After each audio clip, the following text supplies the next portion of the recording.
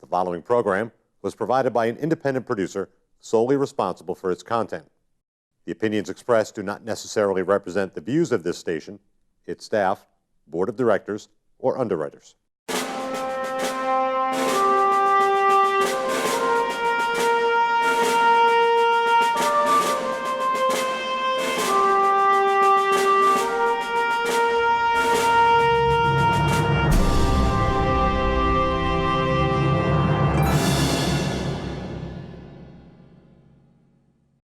Hello and welcome to Perspectives. My name is David Schoeneman. I'm your host on this program, and I'm the Ward 3 Alderman here in the city of Nashua. On Perspectives, we deal with issues that are important to Nashua residents and taxpayers on a state, local, or even a national level. We dissect issues from a variety of perspectives in order to keep you, the voter, as informed as we possibly can, so that you can engage in meaningful conversations with friends and neighbors on all of these topics, and that you too will be informed when it's time to vote. The big news, of course, this week in New Hampshire was the New Hampshire presidential primary that was held just a couple of days ago. The numbers are in, the counts have been taken, and we've learned that we've had 535,000 voters participate in this year's presidential primary. We've learned from exit polling that approximately 15% of those 535,000 voters are new first-time participants in our process. With me today to discuss presidential primary and the impacts on our lives is Colonel Gary Lambert. Gary is a former New Hampshire state senator from District 13. He was a candidate for Congress in 2014. He's a very successful patent attorney and an astute political commentator, and he's a Marine. Gary, thank you very much for being on the program today. It's a pleasure to have you. Dave, thank you very much for having me on, and once again, I want to thank you for the wonderful job you do as the Ward 3 Alderman, my Alderman. Yep. You work so hard at making sure us constituents get our voices heard, and you do our will, and I want to thank you very much for that job. Well, Gary, my pleasure. I'm very glad to have you in the ward, and I think that politics on all levels is just important for all of us to participate. You've been a Marine for a career. 35 years. 35 I retired years. in 2014 and enjoyed every minute of it. And kind of like you, I think, you know, you served our country in various ways across the seas. And then when that was done, it was time to get into politics, which we both have done. That's right. And it's just our way to serve our country, I think, back. It is, and it's great to be here. Thanks. Let's start with turnout. Yeah. We had 535,000 people participate. Yep. That sets a record. The highest previous number, I have my numbers right here, was 530,000 in 2008. Mm-hmm. What's more important, I think, than that 5,000 voter gap from 2008 to 2016 was the breakout between Republicans and Democrats. Republicans had a banner year, a new record with 284,000 ballots cast. Yep. The previous record was 248,000 in 2012. So Republicans are way up about 36,000. On the Democrat side, a little different story. They only had 251,000, still a large number, but their highest was in 2008 when they had 287,000. So a lot of numbers, but in short, Republican participation was up, Democrat participation was down. But a banner year overall. Yeah, what does this mean to you? Well, it means to me, first of all, I'm a Republican, and so I'm happy to see the Republicans coming out to vote like that. Hey, let's face it, we had a lot to choose from. We had a lot of candidates on the ballot. The Democrats only had 2. If you didn't like the 2, I guess you didn't come out. Maybe that was it. But if you didn't like who we had running, you've got an issue. Because we had the gamut. We had, you know, from A to Z, literally in the political spectrum out there. So I can see why we had that many. And, you know, say what you want, whether you're for Donald Trump or not. I think he drove a lot of those people out. He's a very populist candidate. And I don't know how many votes, those increased votes are attributed to him. But, you know, actually, he wasn't the only so-called outsider on the race either. We had Ben Carson, Carly Fiorina. So if you take a look at that, and then, you know, the so-called establishment candidates, whatever that means, you had a lot to pick from. So I can imagine that people said, look, if there's a time to vote, now's the time. Now's the time to vote. What's also interesting to look at, though, is that the presidential turnouts were about 720,000 the last 2 elections. So although we're up in the primary, we're still down a bit from the overall November election. So I think some people stayed at home just waiting to see Maybe they thought their vote wouldn't And count. let's face it, you've been around the block in politics, so you know how it works, and you've been elected several times. How many times? Three times. 2 times? Seems like 3, but because it's been a good time. But, look, we've encountered plenty of people out there who say, hey, let it go in the primary. I'll vote after the primary. Let them cut the wheat through the chaff. And unfortunately, it's disappointing to see that kind of thought process, because for those of you out there that are thinking it doesn't matter, it really does, because by the time you get to the general election, I mean, a lot of decisions have been made for you. Yes. And it's really, I can't encourage voters enough to get out there, vote in the primary, no matter what type of primary it is, because there's where the rubber meets the road. It really is. So let's talk about the results a little bit. Yep. On the Republican side, of course, we had the big field. Trump came in the big winner at 35%. Right. Now, on a field that large, 35% is obviously the big number. Now, there are those who might say, well, 65% people didn't want him. Yeah. But 35%, the largest plurality did. Yep. So Trump came in at 35%. Kasich, to me, Kasich was a bit of a surprise at 16%. Yeah, he was, yeah. Cruz at 12, Bush at 11, Rubio Yep. at 11, Christie at 7, Fiorina at 4, and Carson at 2%. Yeah.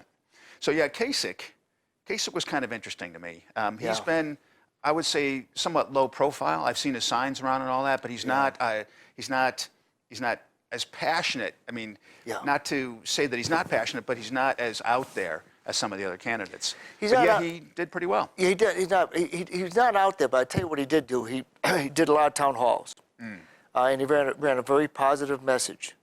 And like I said, we've been involved in politics, and that negative campaigning can come in. He avoided all that. So here's one case maybe where it paid off. He worked very hard, but another guy that worked very hard that I was really surprised about is Chris Christie. Yes. I mean, Chris Christie, as I recall reading from the papers, had more town halls than anybody else. I think Kasich might have been number 2, somewhere around there. But to have that many town halls Christie did and come in where he did, which I think is 6th place, really must be disappointing. And sure enough, he decided to drop out of the race. And yeah, I read somewhere today in the paper that one of the things that hurt Christie most was the negative ad that compared him to Obama and said that Governor Christie was President Obama's favorite Republican governor. And it shows them, palling around. And there were certain circumstances, national disasters, that kind of thing, where Republicans and Democrats, presidents and governors need to work together. That's right. And how close, that association was or how beneficial it was to one party or the other, it's hard to say. But that association seemed to have cost Governor Christie. Yeah, it may have. It's too bad, and because governors are used to getting things done. Kasich took a big hit on Medicaid expansion, and then I get it. Of course, you got all the flyers. Probably I got. We're in the same ward, and we're both active in voting and in politics. So I'm sure you got the volume of paper that came into my inbox. But I was just amazed. Maybe I'm not, because I saw it done to me actually when I ran for Congress. The amount of ads connecting or showing a picture of the candidate with either Obama, Pelosi, or Reid. I know when I ran, there was a flyer out there that showed me with Al Gore. I never met Al Gore. I have nothing in common with Al Gore, but other than we're both men. But that's negative advertising. You connect the person with, either President Obama or one of the Democratic leaders, and then all of a sudden people look at the visual and say, doesn't look good to me. That's right. The visual makes a big difference. Yeah, it does. Plus, if we take a look at the results and we see Trump coming out on top on the Republican side, and of course, Sanders coming out on top on the Democrat side, those are 2 somewhat radical candidates, I would say. Well, a socialist. I mean, let's face it. In our lifetime, and actually, when you look at Trump, trying to be as objective as I can here, I mean, the man wasn't a Republican for the longest time, and gave to both parties, and now all of a sudden he's a conservative Republican, according to him, and probably his supporters as well. But yeah, how about Bernie Sanders coming out there? I'm a socialist, and I'm proud of it. What's interesting there, I think, is that he's gaining traction on the honesty aspect. It's one thing for someone to say, I'm a socialist and I'm proud of it. Right. And people say, I know the guy's not lying. Right. But then someone else comes along and says, well, I want to do this, I want to do that. But the underlying message, the underlying action, I think in the case of Obama, is that there's socialism going on there too. Yeah, absolutely. But there's a pretense that it's not. Yeah. And that's a dishonest approach. And I think that when I see that Sanders did as well as he did, and I see that a guy like Christie lost out by comparison to an establishment president who is losing some popularity now, it just seems to be this commentator, this comment out there on behalf of the electorate that says we don't want that old disingenuous approach. We don't want anyone that smacks of it. We don't want anyone that's associated with it. We want someone who is new and fresh and honest. And honesty seems to go a long way. Yeah, and see what you want, because I don't like Bernie Sanders' policies, but man, I respect the man on his principles. I do too. I actually even enjoy hearing him speak because you can tell it is coming from the heart. I disagree with just about everything he says. I like his ideas on campaign finance reform. I think we got too much big money in politics, so I kind of listen to him there, and it resonates with me. But what's funny is they're calling Bernie Sanders the outsider. Bernie's been down in Congress for a long time. I mean, he's been down there longer than Hillary Clinton was, at least as a senator. Yes. And but yeah, he's definitely the outsider. He's really on a roll. What I enjoy seeing is, a man of his age attracting as many young people as he does to get them out to vote. It is something, and it just goes to show you that you gotta love voters. In the end, they generally tend to do the right thing, and they're looking at Bernie as, hey, and they're motivating. I mean, Bernie's motivating them, and it's good to see. It is good to see. There's some interesting numbers too on Bernie's demographics. I read that he won nearly every demographic in the state, except for only a few that Hillary Clinton took. Like the over 65, over 60, something women like that. over 65 women over apparently 65 went for Hillary. Yep, right. But on the women overall, 55% went to Sanders, 49% went to Clinton. 55 to 49. That's a big gap, especially when we had Madeleine Albright out there promising a special place in hell for those who. Can you believe it? It's unbelievable. And then Gloria Steinem coming out saying, well, these women following Bernie only after men because the younger men are following Bernie. So, I mean, two avowed feminists saying something that's just insulting to women. Absolutely. I mean, and apparently, there's no blowback from it. I mean, there was a little bit in the media over it, but I think there will be a loud outcry from Hillary Clinton saying, hey, come on, you're carrying it too far, you're saying it too far.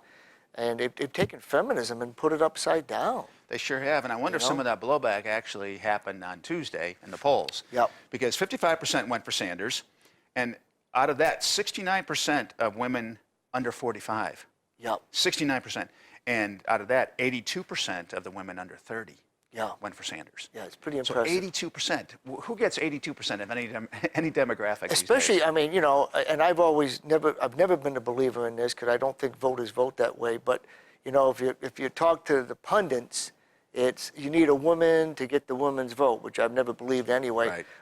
Women are just as intelligent as men. Right? And if you don't realize that, it's time for you to get on board. There. But they're going to vote for the best candidate, or they're going to vote for the candidate that they think is going to help them the most, regardless of sex. And this just goes to show you that that's the way it's going to work out. It's the way it's going to work out. So the youth and young women especially broke for Sanders. He had a huge, I think it was a larger number than anyone really predicted. I think he was forecast to be the winner here in New Hampshire, but 60% of the vote to Clinton's 38. On that note, though, Dave, I don't know if you've, it hasn't been said too much in the media, and I haven't seen too much media coverage over it, but have you heard that, so Hillary squeaked out a little win out in Iowa over Bernie. Bernie trounced her here in New Hampshire. Guess who's got the most amount of delegates already? Hillary. Right. Okay? Now, that just smells really bad. So I don't know what the Democratic Party is doing. I guess it's something to do with superdelegates or whatever. But if you're a Bernie supporter and you just saw the trouncing she took, and let's face it, Iowa should have been Bernie's. It was a toss-up. For her to come out of that with the most amount of delegates, I don't know. Doesn't sound right. Doesn't sound right to me, and it certainly must not sound right to a Bernie supporter. I don't know what they're going to do about it, where it goes from here. But that is just not right. It isn't right, and you don't want to think there's manipulation going around behind the scenes, which I think is part of what so many people are really fed up with. That's right. They don't want to say one thing Yep. and then not really be listened to, and then someone else go and do something else. right. You know, you and I have talked politics about our own races, and Right. you know, I did run twice and now win, but I ran once before that time. That's right, too. I ran for state rep. I remember that. I did not make it, but I ran on the basis, first time running, Yep. I ran on the basis of, here's who I am. If you vote for me, this is what I'm going to take my agenda to those guys over there, basically. Yep. I'm going to engage in that battle.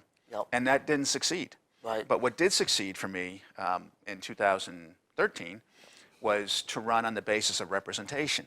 I'm going to do what you want done, Right. even if it might be something I don't agree with. I'm going to represent you. And when we see the results and the delegate count so far, and they see this machine that even though the voters thus far are speaking out very strongly Right. for this, you know, non-standard candidate, excuse me, to think that the Democrat machine might somehow skew the delegates to nominate Hillary anyway, I think it's going to cost them, because people I think are tired of really not being heard. We don't want leaders that are really going to be dictating to us. We want people who are going to represent what we have to say. Right. And, you know, and that's why you won, Dave, and that's it's a great campaign. I tried to do the same thing whenever I ran as well, Sure. because that's what people care about. Are you listening to me, and are you going to take what you've heard and implement it wherever you go, whether it's up at the State House, City Hall, or down in Washington, D.C. So they're looking for that. Clearly they are looking for it, because they sent a message that those, you know, so-called establishment Republicans They certainly did. and establishment Democrats that said, we don't like business as usual, we want it shaken up. And I think they're willing to take some baggage along the way. I mean, I can't imagine every Trump supporter likes everything Donald Trump No, of says course and not. does. I mean, calling John McCain a loser or whatever, that I can't imagine many people following that line of thinking. But what they are, they're willing to take the good with the bad, and they like what they see in him overall, which is the shakeup, and they're willing to go with that, even if it carries some baggage with them. Well, I think that's just the reality of being a human being. You know, Yeah. no one is perfect. No one has everything that you might be looking for. Right, But right. we balance those things out, and we choose the person that we think is going to do the job best. Right. So what's the fallout going to be? We've already seen that Governor Christie Yeah. and Carly Fiorina have dropped out of the race. Carson is still in. Carson only got 2 votes. Surprisingly. Well, you know, we had 30 Republicans on our ballot here in New Hampshire. How much Yeah. did it cost to be on that ballot? I don't think it cost very much No, money. I forget. And a I have a few lot of $100 races I in the guess. future for other states. It might be the same, where you don't necessarily need millions of dollars just to be on the ballot. Right. And Carson has said that his better states are coming up. Yep. He says he feels stronger in those other states. Actually, Carson came to church on my church on Sunday morning. Did he really? Wow. We weren't expecting it. At least I wasn't expecting Wow. it. He had his security detail there, but it was not a campaign stop. He just came to Yeah. church, and pastor introduced him, and he said a few words, and Wow. it was nice to hear him Yeah. speak again from that authenticity point of view. I think we Yeah. like authenticity. No, that's true. So my hope is that he would stay in, Yeah. and if he doesn't have enough money to do it in a big way, but maybe he can still be there, and maybe his influence or his Yeah. presence still has some kind of a. Yeah, it might be. It's just that I will say this. It takes money to run those kind of campaigns. I know just in the campaigns I ran, I mean, the higher up you go, the more money it takes. So Right. you can run all you want, but if you don't want to be completely embarrassed, you've got to have people on the ground. You've got to have somewhat of a Yes. ground game, so-called. I don't know if he's got it. Look, I don't know who his supporters are, who his donors are, and if they are still giving him money, geez, I'd like to meet them because they're diehards. They are. And so I'll give him credit there. You know who still is running too, and I've had on my radio show several times, is Governor Gilmore. I don't know how he's doing it. I don't know, but he's running a lean, mean campaign machine, and I guess he's able to, go here and there on a few pennies. He's running on empty. It's hard. I think these next several weeks is going to tell a Yeah. lot. Right. On the rest, for the rest of the candidates, Kasich, I'm sure, is enjoying his second place finish. And Yeah. I'm anxious struggling. to see where that goes. He did put all his eggs into New Hampshire's basket. So, I don't know what kind of national game he's got planned. I don't know how much money he's got online, but we'll see if that pays out in South Carolina. Yes, it will. Of course, that's coming up here. We've got Right. South Carolina and Nevada coming up in these next couple of weeks. They've got a primary in the case of South Carolina and caucuses in the case of Nevada. And then March 1st, of course, is Super Tuesday, where there's 11 or 12 states that are going to be, casting their votes too, and these folks are going to be getting their say. And I think we can expect a little more thinning in the field as time goes on. Yeah, especially Super Tuesday. It's going to be, it's a big day. That is a day where you got to have it all together in a lot of different places. I mean, you can always, let's face it, Iowa, New Hampshire, fairly small, South Carolina, fairly small. You can, if you put in enough time, you can just about cover most of the state. But when it comes to Super Tuesday, those states you're not going to be able to hit Texas all is the in there. counties. Oh, wow. Yeah. Texas is a country in and It's of a itself. country itself. So Yes. there's where the ground game really comes into play, and the national team and the money. I mean, the money it takes to do this. And, back to Bernie Sanders, I give the guy credit. I don't know if anybody's doing as well as he is when it comes to individual donations, which, you and I have run. I can't imagine that level of groundswell, It's just where the average donation is $27, and he's got $5 million. That's a lot of people. In one day, 24 hours after the election. Yeah. I mean, I can't even imagine. That just shows you how passionate his supporters are, and that's what you're going to need. That's what you're going to need to continue. The passion for Bernie Sanders, I still come back to that. What are they passionate about? Are they passionate about his honesty?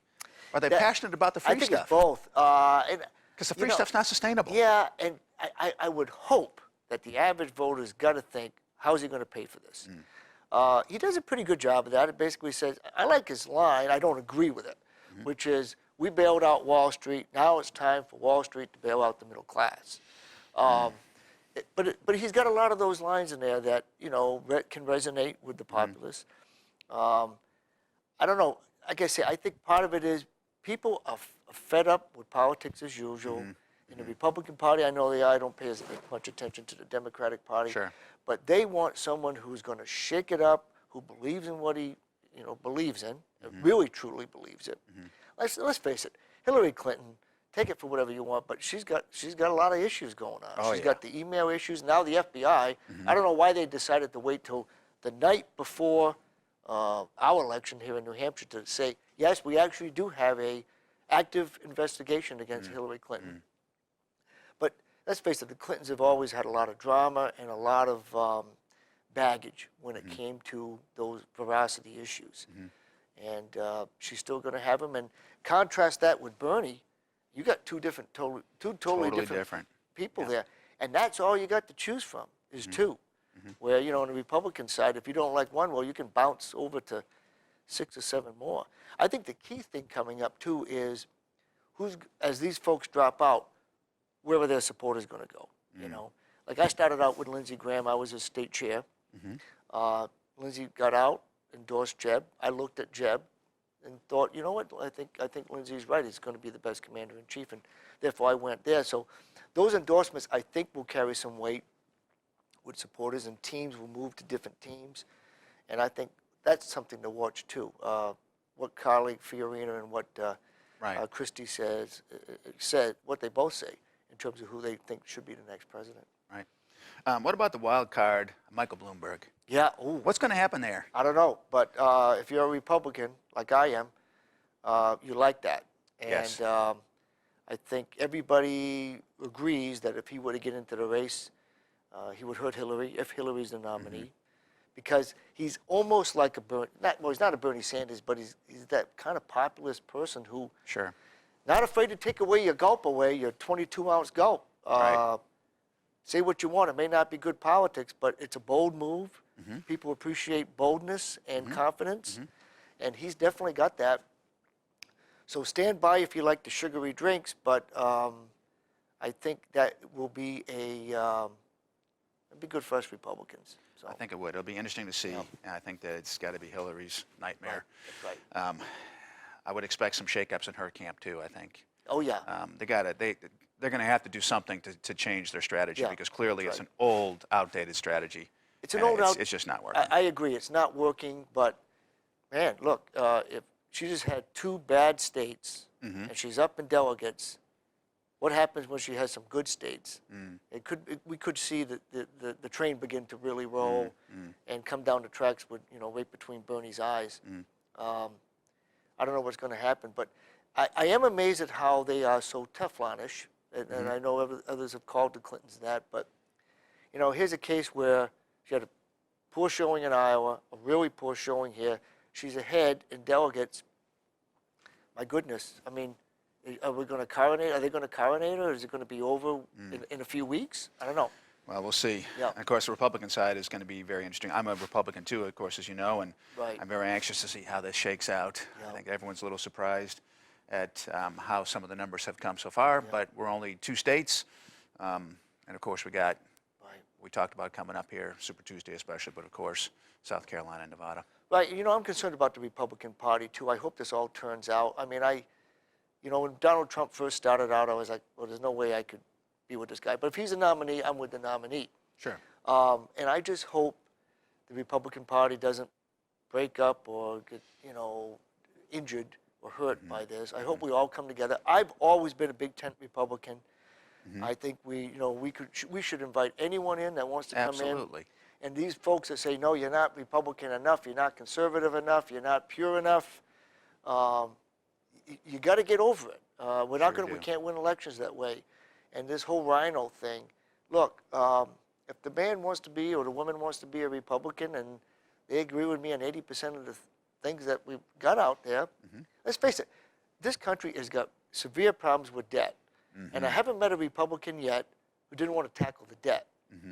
Now, maybe some want to tackle it more than others or want to do more drastic measures for that. But, man, you got a candidate and they want to tackle that debt, which I think is probably one of our #1 issues, because I think it deals with national security. I think it's our #1 national security threat. So if you want to do that, you're on my team. And you're a Republican, and let's go, you know. So that's what I hope we do all right as a party after this, because I'm a little concerned about that right now. Well, debt certainly is a big one. It is a national security issue. I'm glad you brought that up because you and I have spoken off camera, and national security, I think we both feel is #1. very, very high. Yeah. Well, it's #1 for me. #1. I mean, there's nothing more serious. You were in Iraq. I was in Iraq. We know what's going on. We know what the threats are. We understand, and we want someone in that Oval Office who can really, really protect American interests and American. You know what? I have a concern on that, because right after the San Bernardino event, Paris bombings, that had risen to the #1 issue for most voters, especially Republican. And now I just saw a poll. I know it's not the #1 issue for the Democrats, it's the economy. But I believe the economy is now #1 with Republicans. That's fallen down.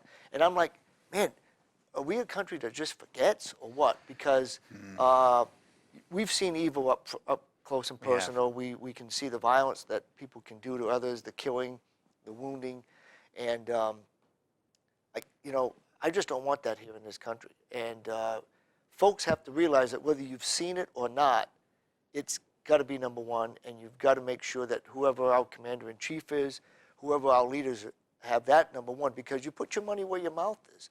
So if you're not thinking that, and if you vote for a candidate that doesn't have that as a #1 issue, it's not going to be #1 when they get into office. That's right. But it is #1 for all of us. I think that we don't realize just how extensive the threats are against this country. Right. Gary, we're nearly out of time here. By speaking briefly about national security, you have a radio program on. I do, thanks, You've tell been us on about it. that. Well, I first have. of all, thanks for coming on, and I welcome you anytime, Dave. But it's called Veterans Voices with Colonel Gary Lambert. It airs every Friday at 10 a.m. Goes from 10 to 11. It's a 1-hour show. People can call in anytime to discuss the issues, but we're not a political talk show. We are a show that deals with veterans issues, national security, national policy, strategy, etc. So we'd like to focus it on that, because I don't think there's any other radio show in the state that I know of that is completely devoted just to that issue. And what station is that on? WLMW, 90.7, Manchester. 90.7 FM. Yep. Okay. But you don't have to, get radio coverage to get it. Okay. What's the beautiful thing about the computer and the internet? Tune in, go to that site, and you'll be able to tune in radio right on your computer. Great. Well, I hope that folks will tune in and listen to you, because I think you have great insights about Veterans Affairs and certainly national security issues. So, Gary, thanks once again for coming on. Dave, thanks for having me. Well, it's my pleasure. And, folks, thank you for tuning in once again. This has been David Schoeneman, your host on Perspectives with Colonel Gary Lambert. If you have any questions or issues you'd like to raise with the show, contact us. You can reach me at perspectivesnh@gmail.com. Thank you very much once again, and we look forward to seeing you again next week.